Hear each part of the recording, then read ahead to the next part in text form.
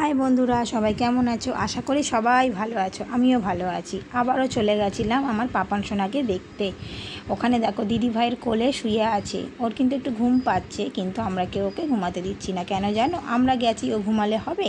আমাদেরকে তো একটু দেখতে হবে, চিনতে হবে, আলাপ করতে হবে। তাই জন্য আমরা কেউ ওকে ঘুমাতে দিচ্ছি না। আর ওইখানে দেখো একজন বসে আছে। ওটা কে বলো তো? ওটা আমার দাদার ছেলে।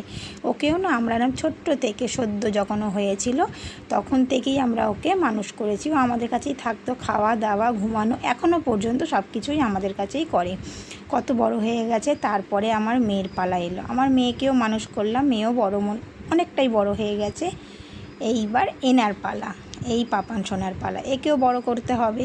তাই এই দাদা আর দিদি দুজনে মিলেই ওকে বড় করে ফেলবে। আমাদের আর ওকে খুব একটা দরকার হবে না, কারণ ওরা দুজনে বড় হয়ে গেছে। তাই ওকেও বড় করতে পারবে। তাই কোলে নিয়ে বসে আছে, একটু আদর করছে ওকে।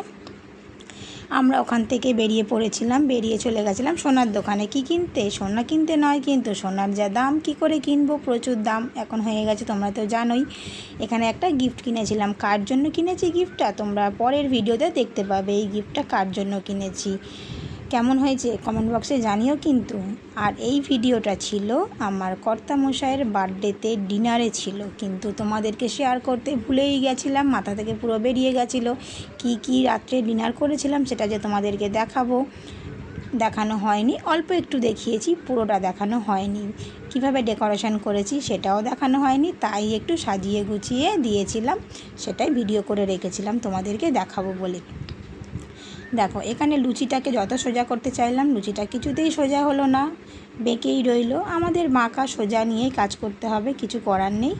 ও বেঁকে আছে, ওর মতন ও থাক, আমাদের মতন আমরা কাজ চালাই। কেমন হয়েছে থালিটা একটু কমেন্ট বক্সে জানিও বন্ধুরা। এখানে ছিল পনির আর দুটো মিষ্টি আর একটু মাংস কষা আর পায়েস আর লুচি, তোমরা তো জানো। আর এইগুলো নিয়ে তো রাত্রিবেলা আমাদের শুতেই হবে। এইগুলো তো খুবই ইম্পর্টেন্ট একটা জিনিস।